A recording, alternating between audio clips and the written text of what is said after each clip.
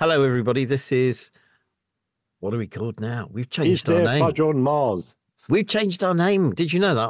I'd forgotten what it was. It's now, is there fudge on Mars?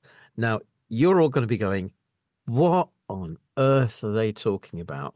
Because previously we were called Now Steve. everything changes. Thank you very much. I'm just waiting for him to come in with that. But we've gone through a very lengthy process where we consulted Parliament and various very senior people in universities Wives to and come up with a wives. new title. If you'll believe that, you'll believe anything. But yes, Steve, talk a little bit about why we chose that title. Well, basically, we bickered and argued for 3 weeks, and we went through every permutation of the English language, and just by a random selection, in fact it evolved. This is a process of evolution. We ended up with, I think, on the last talk we did, we mentioned the Mars bars and fingers of fudge. I think. So I think that's the origin of this particular one. The idea is that it's ridiculous enough to stand out in the crowd, and it doesn't Yeah. mean anything. And who cares? And we've given it a tagline, chatter that matters. Yeah.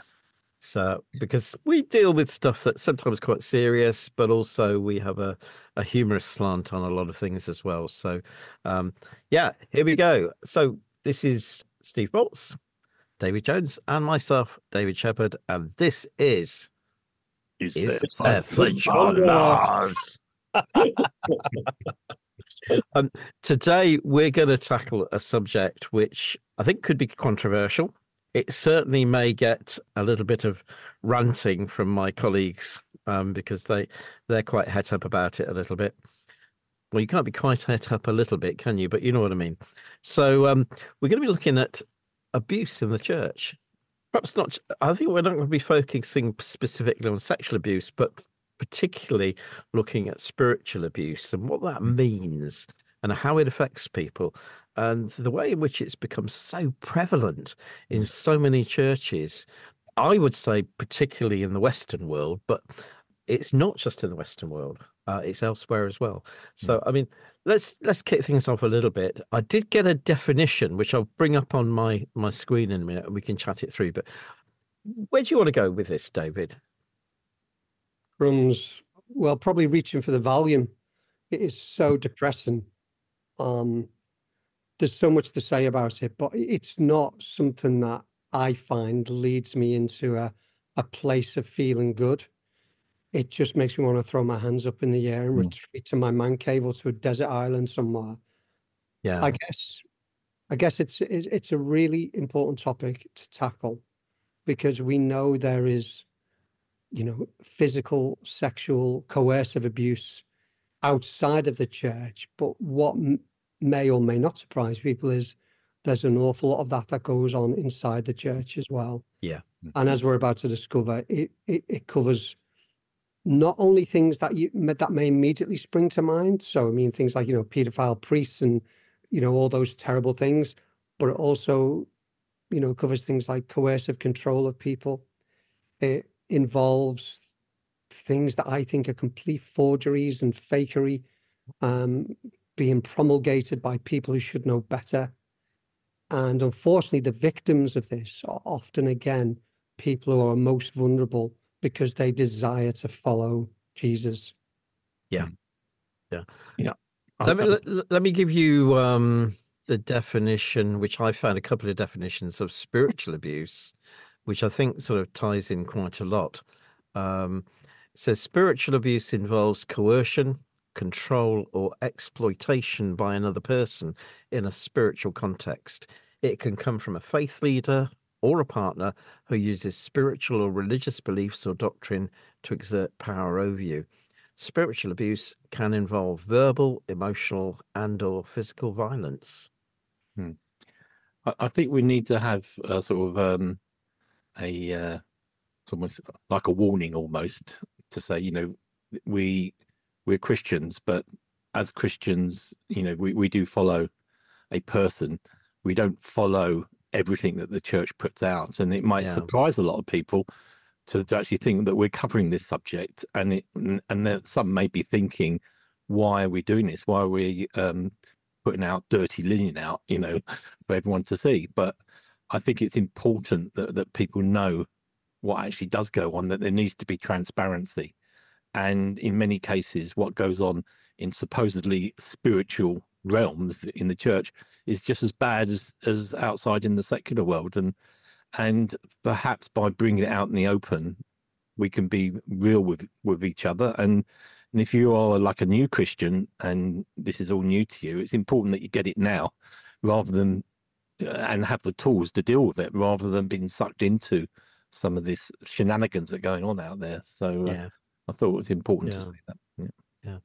I think it's fair to say we were prompted by watching a video that Matt Redman and his wife Beth had put out called "Let There Be Light," and it affected me quite deeply. Looking at the way in which Matt and his wife, Matt, if you don't know, is a worship leader who's recorded many Christian albums, and he was involved in the setting up of New Wine Church and also New Wine conferences that took place down near Bath, I think, in Somerset.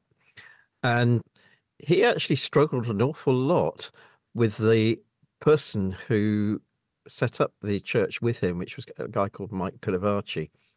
And I think if you get a chance to find that video online, it's well worth watching. I mean, you watched it, David. I think you saw it, Steve. What were your thoughts about it? I'd like to say I was shocked, David, but actually wasn't. I wasn't surprised. I know things like that have been going on for a very long time. I think we should point out that the allegations, and we will use that phrase allegations, although we know that an awful lot of these allegations now have turned out to be truthful, and they were spoken by people. And it always, that's the thing that always troubles me with this subject, be it within the church or outside of the church. It takes incredible bravery for people to come forward and speak about these things, because you've got powerful people, often powerful men, not exclusively, but mainly powerful men, who are in charge of these things and think they can get away with it. And they often have got away with it for years and years and years. Sometimes they're hiding in plain sight. And sometimes, as I heard on the video that Matt and Beth put out there, people would respond and say, "Oh, that's just Mike. That's just the way he is." And again, that's incredibly troubling. So my reaction was not one of shock or surprise. It made me feel terribly depressed. It made me feel terribly sorry for the victims.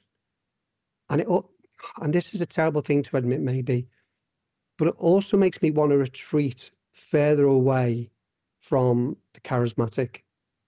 And I'm already, right on the edge of being a cessationist anyway, which basically means, not believing in the gifts of the Spirit and not believing that Jesus heals today. Now, I do believe that.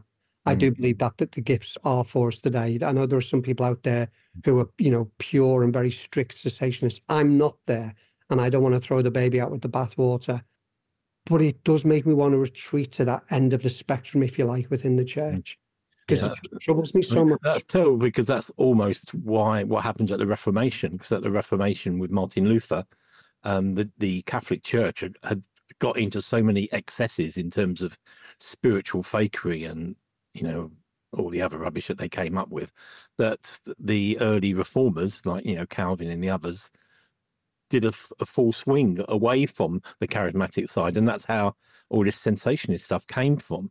And it was such a 180-degree turn that it probably did more damage than the Catholics were doing to start with. So we don't want to go there. We need to find, or to maintain balance between the Spirit and the Word. I'm a bit like you, David Jones. I've seen such nonsense over my years of being in church, and I don't really want to sort of be talking about everything that I've seen, because it's going to put people off. Everything has to be seen in context. But going back to the Mike Pilavachi thing, just to be my reaction to that video, the sadness that I had was the environment that we have created that made it possible for that to happen.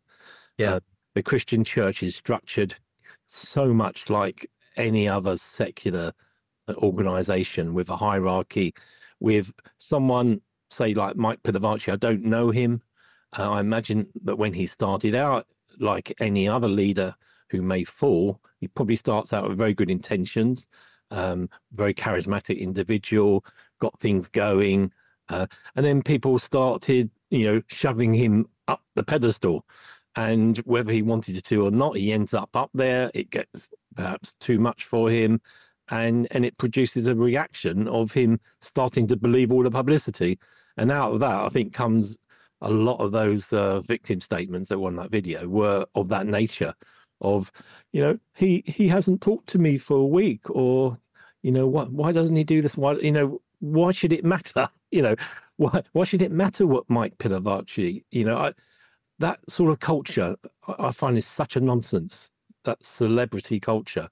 That's what angers me more than anything else. I think the issue is, isn't it, that the celebrity culture, but also the kind of the way in which some ministries are seen as untouchable, and therefore we're not prepared to criticize or to comment about things that we think are perhaps going wrong.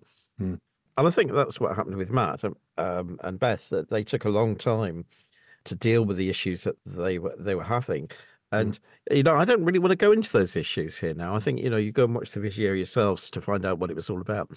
But there's far worse than Mike Pilavachi. Oh yeah, absolutely. And we can get, and I think the other thing is we're not interested in kind of knocking people down and grinding them into the ground. What I'd like to see is these people restored and, re-accepted back into the church. Not that I think he's been thrown out of the church, but I do feel, what we're concerned about is behavior and not judging the individuals themselves, but judging their behavior. And I think that's the issue that is very strong. But if we're afraid to comment about things, it's a bit like the issues with the post office, isn't it? That these poor people were commenting and saying what was going wrong in the post office, and nobody would listen. And it was, oh, well, it can't be right. It's the post office. They must be fine. And basically, it took a drama to bring it out. If it wasn't for that drama that was won, it's going to win a lot of awards. Yeah. And it forced politicians to take action because it was out there in the public view. And it's even worse because if somebody has, I'll put this in inverted commas, a successful ministry, who am I to comment on it and to criticize it in any way? Yeah, I know. The thing is, there are many people who are extremely gifted and give so much to the world, in our little world, in our Christian world. And one good example would have been Ravi Zacharias. We've grown up with this chap who got to the point of probably being known as the world's greatest apologist or explainer of the Christian faith, with books and speaking engagements and being very, very pedestalized, if that's such a word. And then after his death, I believe, suddenly it comes out that this bloke was quite a perverted individual, in terms of physical abuse of his staff. And his staff were too afraid to bring it out because it's like, do not touch the Lord's anointed, Yeah, And that is something, that phrase is used a lot by those who want to perpetrate what they're up to. And one good example is Hinn, which he's the worst of the worst. And I'm not the only person that's speaking against him at the moment. But there was a video that he put out in the 90s where he actually stood in front of a crowd and said, I'm cursing anyone who speaks against this ministry. I put you under a curse. And words to that. Yeah. That's absolutely awful. And and this is all in the public domain. This is just someone that has gone, it's just got totally out of hand and has not repented of anything that he's doing. He's still carrying on. He's getting worse and worse. Unfortunately, he has 4 million followers on Facebook, I believe, and YouTube. Is totally influential in the African church. Spoke recently at a massive conference in Kenya where there were, I think, 100,000 people with like 1,000 pastors, and they sit there and they breathe in his brand of Christianity. But we know that is a perverted form of Christianity. It's not what we would follow, and yet those or perhaps ignorant. I don't know how clever they are, those that follow him, but the delusion that there must be for someone to take his words and actually believe it when you can only see that the man is a very bad man. Yeah. What I guess listeners are going to be asking, well, okay, you've been talking about Benny Hinn being a bad man and other people, whatever, but what are the significant things, some of the signs that we can see of spiritual abuse taking place? What are kind of some of the things that we know do take place in churches that we're concerned about? Well, I think for me, David, is, and as I said a few minutes ago, I don't want to throw the baby out with the bathwater here. So many people who are within the church will believe that there's such a thing as the prophetic, where, you know, you can give words of knowledge to someone that is spoken directly from God and can really help somebody. But I also think things like that can be abused. Yes. So, for example, I attended I was going to say a conference. It was an evening, really. I won't say the name of the church, but the evening that I went to with Joe, my wife, and there was about 200 people there. And this woman had been introduced to us as, you know, this woman who was really gifted in the prophetic. And it turned out to be almost like a spiritualist meeting. Mm. So basically, she would go around and she would give so-called words of knowledge to individuals there. But what I noticed at the end of the meeting was the thing that troubled me the most. And first of all, I didn't agree with anything she said. But what really troubled me was by the end of the meeting, the 2/3 of people out of those 200 who'd not had a word of knowledge went home disappointed. And I thought, this is an appalling thing to be thinking as a Christian, because you personally haven't received some word from God. You are now going to leave. You don't need to receive a word from God. I'm not saying that isn't good necessarily, but you've got the Bible for that. Yeah. Everything we need to know is already there for us. Yeah. So you shouldn't be walking out of an event feeling, oh, you know, God's got nothing to say to me. God's got all kinds of, just read the book. Yeah. So those kind of things are deeply troubling to me. And again, one other thing that we'll mention, we could spend the whole another half hour on this, is Joe and I went to Lakeland in Florida. This was on the back, again, some people will know about this, of the abusive practices of a guy called Todd Bentley, who had been removed from that platform by the time we got there. I didn't want to go, I'll be honest with you. I can't believe you went, really. No. Well, Joe was really keen to go. You know, Joe gone to Pensacola, where there'd been this, you know, outbreak of the Holy Spirit, again, allegedly, but Joe was adamant that it definitely did take place, and her life was transformed by Pensacola. So I went along very, very reluctantly. And at the end of the meeting, this guy, I say it wasn't Bentley, asked people to come forward. And I just sat there with my arms folded. I'm not getting up. There is no way I'm moving from my seat. You know, all the time I was thinking, what on earth am I doing here? This is just a complete waste of my time. And it's so false. It beggars belief that anybody hasn't got the discernment to see it. Anyway, Joe went forward, and then she came back to join me, and she looked really upset and said, "Are you okay?" And then she said, "No, not really." I said, "Why? What's the matter?" And she said, "Oh, he tried to push me over."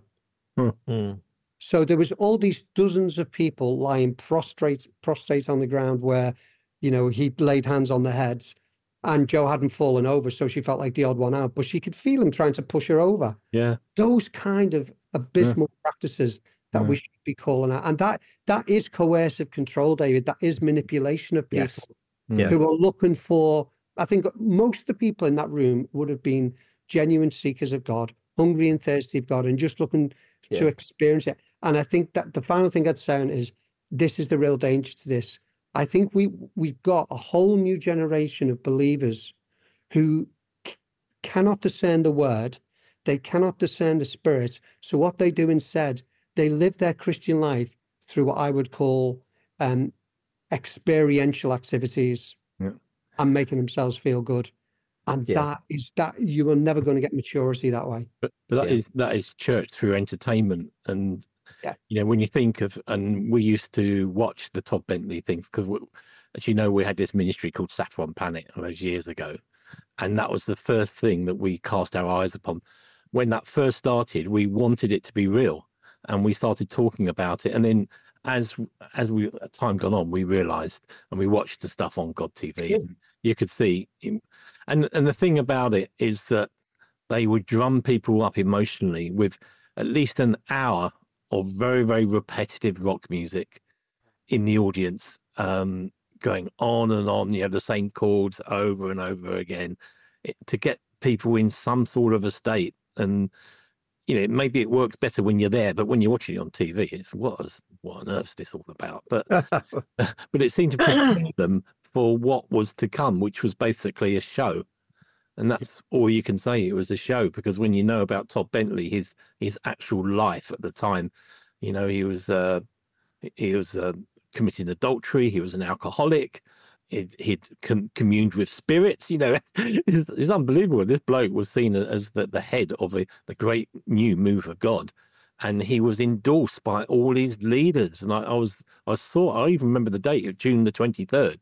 I don't know what the year was. I remember the date where they commissioned him. They all stood on the stage. Oh, I remember that. Quite well-known, American leaders, and one by one they prayed for him, and they were saying, a man of God. And I'm thinking, every one of those does not have any discernment at all. Yeah. And if you had been there, David Jones, you would have just walked away in absolute disgust, because that was absolutely awful, and it's still here, and that's abuse, to the. But I'm going to just throw in something here, because I think I've learned an awful lot in the last few years, and I'm really very much where David is now, in terms of I genuinely believe that God heals people, that there are sometimes genuine words of God from people.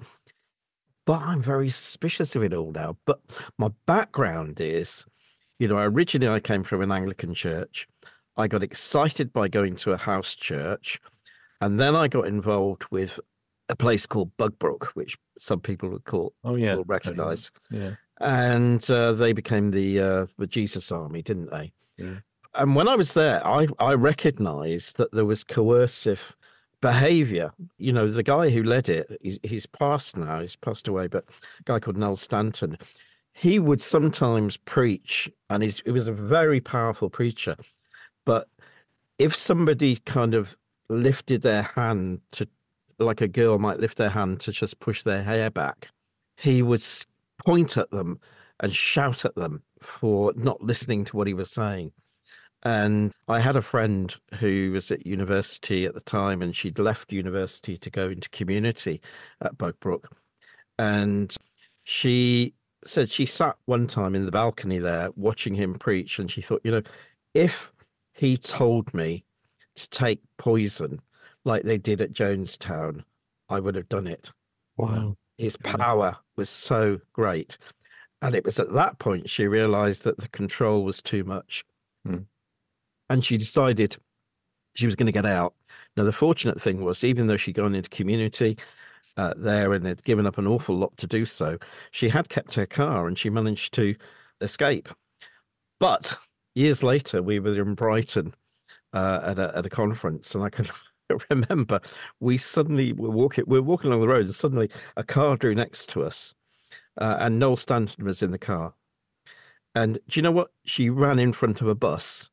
Fortunately, the bus missed her, but she was so traumatized by this experience that had taken place something like 10 years before that she just couldn't even see him. How can we allow these people to get that measure of control over us? Oh, it's frightening. It's like the Adolf Hitler thing. It's frightening. I mean, I could go into lots of detail about what happened there, but it was appalling. And of course, it has all fallen apart now. Yeah. That they're being investigated. There is meant to be some kind of restitution for those who've been seriously affected. I mean, I think there were some people at Bugbrook who were helped because they were homeless on the streets, and they did find somewhere to live, and they did maybe get their life sorted out. But the cost was control of your life. But I'm saying the general principle, so forgetting about this chap himself, but we know many examples. We've mentioned a lot of them already, and it's the same formula. Yeah. But this would never happen unless others allowed it to happen. This is what I don't get. The thing is, Steve, that these places, generally speaking, are very exciting. There is a lot of vibrancy. There's a lot of noise. There's incredible worship. There's lots of demonstrations and inverted commas of power. There are so-called miracles taking place. There are prophecies which excite you. And it's a bit like going to a firework display, and you think, "Wow, this is fantastic! I want more of this." And I was a fully paid up member of it. I wanted that. I wanted that excitement. It sounds like our foundations conferences, but no one would ever follow me though. Once, when your wife, David Joe, when she got going, things were happening, and yet it was all done in order. So it doesn't always have to be bad. No, it doesn't always have to be bad. No. But what I'm saying is that people are drawn in by this because it looks like God is doing something. Yeah. And David Jones mentioned, we were chatting the other day, but stuff about like people having gold dust coming down and oil on their hands. Yeah. And I've seen all of this stuff. I've been at the meetings where it all happens supposedly. And I have to say, like David, it doesn't happen to many people. Maybe one in 10 if you're lucky. Yeah. I mean, even the gold dust thing you just mentioned there, David, I mean, that's now exposed as a scam. Somebody actually interviewed the woman who was in charge at Bethel Church in Redding, California. She was charged with filling the ventilation shaft with this gold dust. No. Really? And be released over the audience. So, and then then Bill Johnson would be on the stage. And also Bill Johnson was with Benny Hinn quite recently. Bill Johnson would then be saying, this is the presence of God. Oh dear. Wow, it's unbelievable. And you just lose all respect for these people. Yeah. And then they've got this practice called grave soaking. Yeah. Tell me about grave soaking. It's not where you're peeing on somebody's grave or something. No, it definitely isn't that. No. Yeah, no, it's not what a dog would do on a grave, David. It's actually so-called Christians laying on the graves of past, in inverted commas, saints, so great men and women of God, in order to exude from them their anointing. Well, I visited, this 2 years ago, I visited Downton Abbey, Highclere Castle, down in Newbury. And not far from there, I went to go and visit C.S. Lewis's grave. So maybe what I should have done was lay down C.S. Lewis's grave. And my writing now would be par excellence. Books to the standard of C.S. Lewis. That's how ridiculous this is. Maybe we should all be going to lie on great literary people who've died in order to improve our writing, Steve. People were doing that. I don't know if you know the story of the Welsh revival and what came out of it. But one thing that came out of it was Rhys Howell and the Bible School of Wales, which had a very influential influence on 20th century history. Eventually that ministry went and that building was sold, but the people who bought that building did a very similar thing. They felt that the anointing was still there and they wanted to soak up the anointing that was there at the time of Rhys Howell of the 20th century. And so they went through a whole ceremony of soaking up the stones or the atmosphere. And, it's so ridiculous. But the other thing I was going to bring up was Hillsong. Because Hillsong was a disaster waiting to happen, wasn't it? I mean, you could see. I went to one meeting once, and it's like 25,000 people, and it could have been the Simple Minds conference, a concert, or modern jazz, all right, Soft Machine even. but the preaching was at least Simple Minds had a bit of music, Steve. Well, they had music, but it was all performance, and it was bouncing up and down on stage, and it's look at me, look at us, and yet it was so much of the world that you can't see the barrier between that and the world, and young people were sucked into that as the acceptable face of Christianity.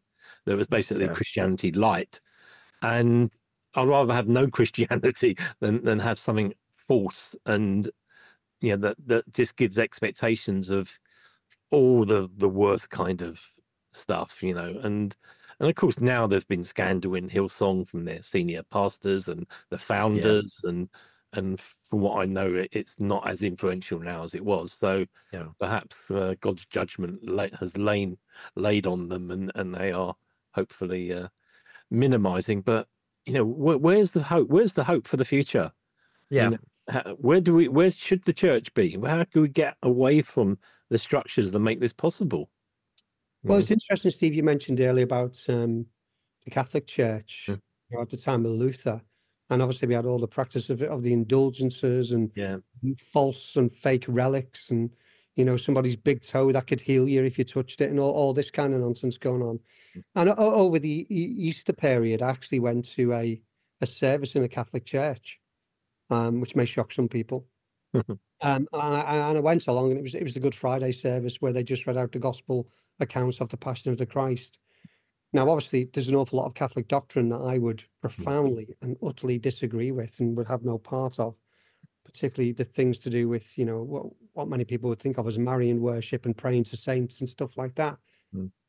But I can understand why a lot of evangelicals have actually moved over to that kind of orthodoxy, because it feels far more authentic than some of the nonsense that charismatic churches are actually putting out there. So I can understand you may see people being drawn to those kind of churches. A lot of people who have expressed a very powerful and strong belief in Jesus as the Son of God and that Jesus rose from the dead, who I admire, have actually gone over to things like the Catholic Church because of that sense of authenticity.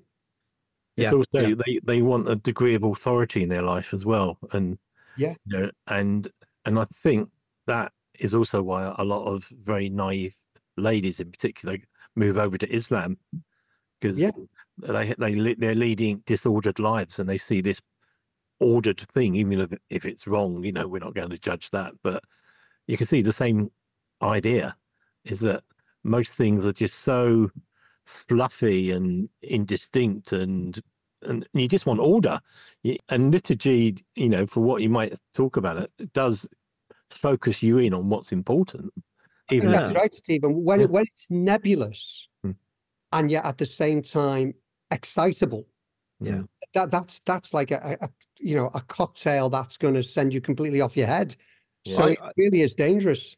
I'm just going to mention some things, because there's a few things which have brought me to where I am today, and they're good examples, I think, of this kind of abuse that takes place, and it's really why I'm so cynical, I suppose, of the charismatic movement now, because most of it has taken place under the banner of the apostolic or the prophetic or the charismatic movement. And let me give you one example, is the whole issue of prosperity teaching, which, some grimaces from you guys. But I can remember distinctly, and this was when I was caught up in a apostolic prophetic church, where they were preaching very definitely that if you sow some money into something, you will get it back. And I was taken up with this. I mean, and I genuinely believed, that we had a guy came from something called Christian International in not Florida, somewhere on the south coast of America, and he was talking about setting up a business network, and I was really enthusiastic about it, and they were looking for people to, in inverted commas, sow money into it. And it happened we'd sold our house not so long ago, and we decided to actually give £5,000. Wow. And it was a really big decision for us, but we felt this was the right thing to do. Oh, how long ago was that then? I would say probably about 10, 15 years ago. Really? Cool. Yeah. And I just thought this was the right thing to do. What happened was that this business network never got off the ground. It just didn't. And I confronted the people that were talking about it at one time and said, look, what have you done with that money? Did you do it as a seed to expect increase? Were you sucked into that? Not really. It was more I wanted to kind of say, I'm behind this. There may be an element of that, I don't know, but it was much more I agree with the idea of this business network being set up for Christians, and I want to support it. But then nothing happened with it. So that money was taken and there was no accountability for it. It's almost like a Ponzi scheme, David. Yeah. Well, yeah, in a sense. And, you know, I tie that in with another place. I mean, it's just shows how naive I used to be. I went to a vineyard church, house church in Leamington. And the guy there who ran it, to me, he was an ex-Church of England vicar. And he'd thrown his all into the vineyard. And there were two things that happened. One was that nearly every second or third week, he preached on tithing. That should be a clue. And that was because basically all of his income was going to come from this little group of about 15 to 20 people. Mm. And the second thing, and it just drove us nuts because, you know, we just thought we're going to hear another message on tithing for an hour. But then the second thing was that every meeting, he had to go around and lay hands on everybody and prophesy over them and give them prophetic words. Mm. And, you know, these things after a bit, well, it took me a long time, but then my brain starts to go, what's going on here? Yeah. You know, I'm being manipulated, and I've seen it. Yeah. I mean, he's done all that to validate his ministry, because it's almost like, I can prove that I can give you value for money because I'm a man of God. Yes. And Yeah. God listens to me. I lay hands on you and God is forced to give you a miracle. Yeah. Because I'm a special person. And yeah, Christian TV is full of these people. Still, you turn on any channel now and you'll get them all the time. Well, you had it with God TV, didn't you? Yeah, I mean, I used to work in the TV industry. God TV, I had as a special project. Because and it's still going on, and Daystar was another one, and not so much TBN, but it was pretty awful. And what they used to do, it was so clever because people were so naive and stupid. Is that when I'll put my hand up to that at that time. Yeah, in a different way. I think you would have seen through this because it was like phone this line for your prayer request, and that's it. So you know. Phone up and someone will answer your call and there'll be your prayer request. And of course, you give your credit card number as well as part of it. They don't mention that until you phone up.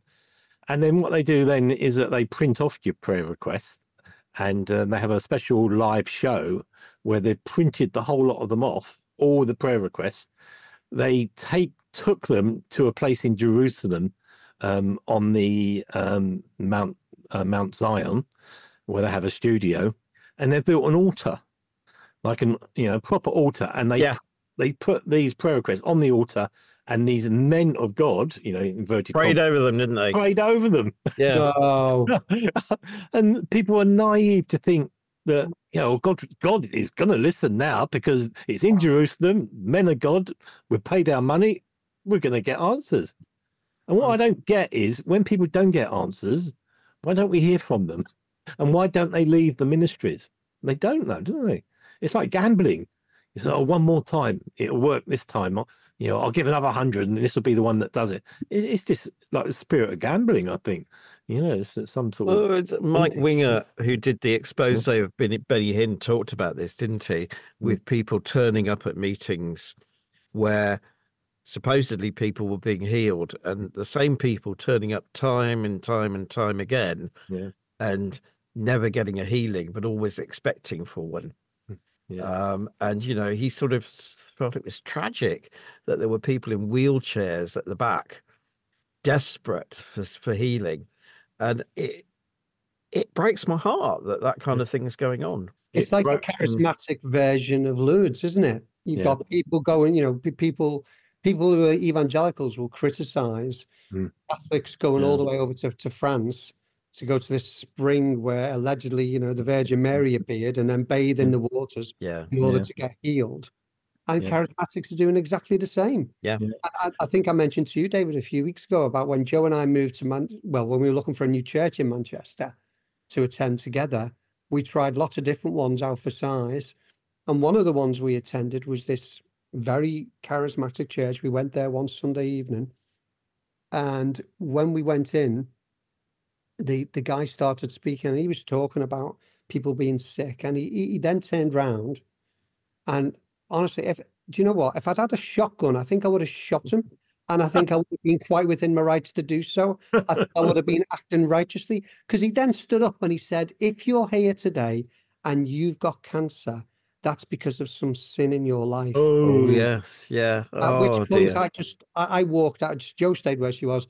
I walked out in front of everybody. As soon as he said it, I literally stood. So I made it really obvious. I just stood up and walked out and got back in the car and listened to something like Farming Today on Radio 4, which was far more educational and, far better for my spirit. But You want to, those kind of practices that they're actually evil. It's evil what people are saying. Well, following on what David Shepherd did, because this video that Mike Winger put out about Benny Hinn, 4 hours of it, right in the middle of it, it showed you these services. And in these healing services, Benny Hinn insisted that only those who have just been healed should be in the front row.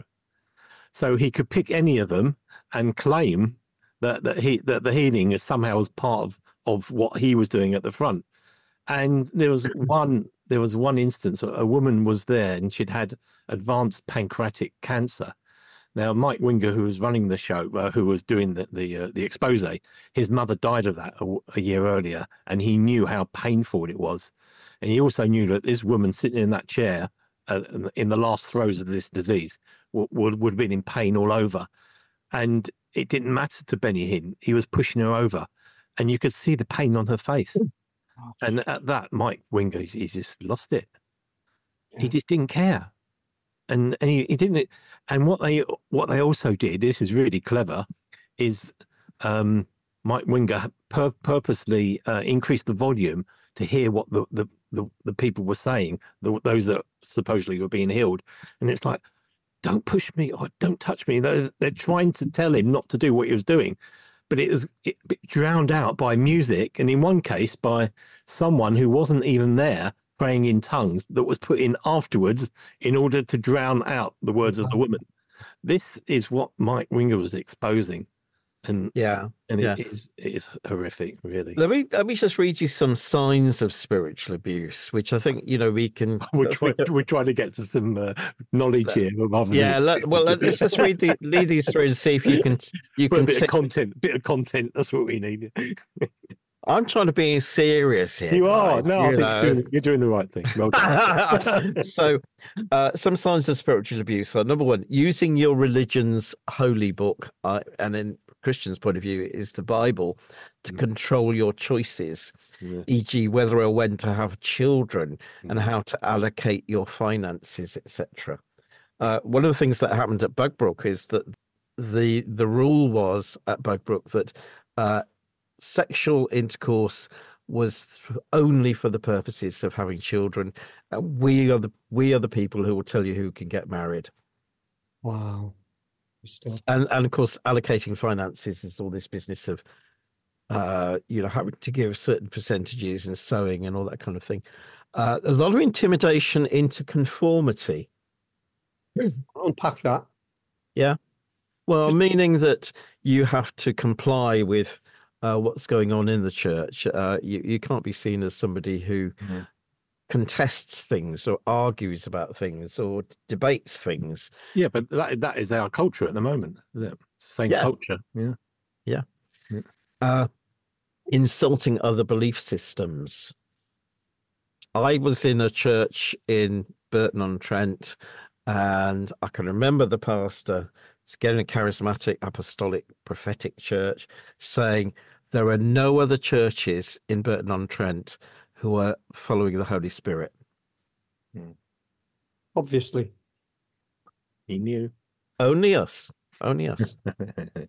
Censorship from asking questions or disagreeing with the organization or the leader. Yeah, you challenge the leader, you're in trouble. Beloved leader. I noticed that Mike Winger has put something up saying that Benny Hinn has tried to get YouTube to take that video down. I've seen the video, and YouTube are saying no. And YouTube have said no. Perfectly valid video. They said, nothing wrong with the video. Whatever you say, it's fine. Yeah. So he's expecting to get a writ any day now. Yeah, he said he's prepared. to go to court. He doesn't want to go to court, but he's prepared to go to court, really, for those people who have been abused, for those hundreds of thousands of people who've been taken in by all of this nonsense. Another one is feeling isolated or rejected from your spiritual community. Again, this same church that I went to in Burton, they had some people who were elders or leaders in the church who basically were sent to Coventry. They were cut off and said, well, we don't want you as leaders anymore. We don't want you involved. And whilst I was there, I'd worked in the church office for a bit, and we decided we had to go back from Burton to Rugby to look after my mum, who had dementia. And one of the leaders just sent me to Coventry, wouldn't speak to me. There was no sensitivity to our situation at all. Basically, after I'd made that decision and announced it, there was no communication with that particular leader until I actually left, which was several weeks. And they also wanted me to leave the job straight away, which I was doing something. But that's excommunication, and effectively, yeah. And I mean that's one of the real deterrents in the Old Testament. The worst thing that could happen is to be cast out of your community at that time, and I could see that being, if the community means so much to you, to be cast out of it is like, you're nobody. And that's what they want you to feel. I've got another one: public shaming or humiliation. I saw this happen in an Anglican church, actually, in Leamington, where the vicar's daughter, I think, had an affair with somebody, and he publicly named her in the service, and said basically she was going to be removed from all activities in the church. And this poor girl was sat on the front row of the church while this was going on, and it was just appalling that this was brought to public humiliation. But I was put through that when I was working for a ministry, and I won't go into the whole thing or whoever they were, but they called a public meeting, just because I wrote a report, basically, how things could improve in the ministry, because I was a business consultant at the time, and I was publicly shamed. The man in charge got totally paranoid and pointed me out and said, this is what he has written. I want you all to tell me how bad this is. And he called everyone out individually to ask them about, anything I may have said to them. And, and it was just trying to sort of invalidate me and to push me to one side. So it is a classic thing. It's obviously part of this coercive control is if someone speaks against you, then you shame that person. It becomes you against them, and I'm the powerful leader. They're all going to listen to me. So it happens in the church. We can excuse it happening in the world because they, in a sense, they don't know otherwise. But how can this happen in a redeemed community? What advert is this for our faith? Anyone listening to this who are not believers, I just feel full of shame. And I'm sure you two do as well, about how it has got. And it's been like this probably for 2,000 years in one way or another. And we need to do better. Yeah, absolutely. I was going to say, one of the things that I think is happening because of it is that those of us who hopefully do have a bit of wisdom and discernment about us, even if it's an ounce of discernment, I think what it can do is, as I said at the beginning, is it makes you retreat. And it makes you unwilling to actually join a church community because of some of these things that I mentioned before about when Joe and I were looking for a church in Manchester since we've moved to Altrincham. And again, David, I will have told you this story. We went to the local Anglican church, and while we were there, it was like the first or second visit, and the guy came round with the basket and in front of everybody completely humiliated me, but not just once. He did it on 2 consecutive Sundays. So the first time he said, "Oh, we do take debit cards, if you've got no cash." What? And then, so I was like appalled by this. Were you a visitor? Were you? I was a visitor, first time there, Steve. I was there when I was a boy, so I was there with Josiah. So I thought, I'm not going to say anything in front of Josiah, but I was appalled. And when I went back the following week, I thought, I'm not on a point of principle, I'm not going to put anything in the basket now. If I choose to give, I'm going to do it privately when nobody can see me doing it. And he brought the basket round again. And as I went to let it pass, he actually said in front of my whole row, "Oh, second time. Like, second time you're not given." So I pulled him up. I actually pulled him up in front of everybody on that row. I said, "Excuse me, you don't know me. You don't know what my wife and I do. You don't know about the fact that we sponsor a child in South America. What are you talking about? How dare you?" And then on the Monday morning, I rang up the church office and said, "Look, that guy should not be giving out that basket." I said, "If I was a new visitor to church rather than a mature Christian, what kind of effect is that going to have on me?" Yeah. And that's why I say it makes me want to not go to a church. Yeah. And I mean, I know, like, we are the church anyway, ourselves, the body. But I can understand why more and more Christians are saying, "Do you know what? I'm not going to do this anymore. I don't want to go to a church community if that's what it's going to be like." Now, there are brilliant exceptions. I understand that. But my personality type is, I don't want anything to do with any of you. If you're going to do that, forget it. Yeah. I'd rather just meet with my lovely bunch of salt shakers, who are also relatively normal, and forget everybody else. I think the three of us were all the same. I think it's the one thing we all agree on, really. apart from, is there fudge on Mars? Well, I think there's been it's a massive effect on a lot of people, and I think a lot of people have been disaffected with their faith, with probably not always with their faith, but particularly with the religious side of it. And people have felt, "I've got to leave. I don't want this anymore." And I think we're seeing that, like you said. There are so many Christians I've come across who say, "Well, I don't go to church anymore." Why? Because of how it affected me. And there are a lot of them suffering from depression, almost a kind of PTSD as well, because it has had such an effect on them. And I think, they feel isolated, they feel cut off, they feel there's something wrong with them because they don't fit in. And all of these things, I think, are just tragic. And yet, the good news is Jesus doesn't come to put us under that kind of bondage which some churches seem to want to impose upon people. He comes to give us to a place of freedom. And a freedom that, I look at Jesus as a leader, as a good example of a leader, as somebody who became a servant to serve people. Whereas I see a lot of religious leaders as people who want other people to serve them. And I think, let's be encouraged by the fact that our faith is in the Lord, ultimately, and not in the church and in the religion. Amen. Oh, sorry. Yeah. Was that good? Yeah, really wonderful. Good. Really good. Wonderful. Yeah, and it's great, isn't it, David? Because Jesus just simply said, didn't he? Two simple words: follow me. Yeah. None of the nonsense. Just follow me. Just follow me. I'll make you fishers of men. You didn't see Jesus going to, Lazarus's tomb, did you? And doing a bit of grave soaking to try and get his mountain. He doesn't say, "Follow me and my multinational corporation that's going to follow." I was looking up about there's a guy called Chuck Pierce. Have you heard of him? Oh yeah. Yeah. I mean, he's another one of these guys who does prophetic stuff. And I've heard him, and he can prophesy for 40 minutes. Yeah. And talk the biggest load of nonsense because basically it's so fast nobody actually knows what he said. Yeah.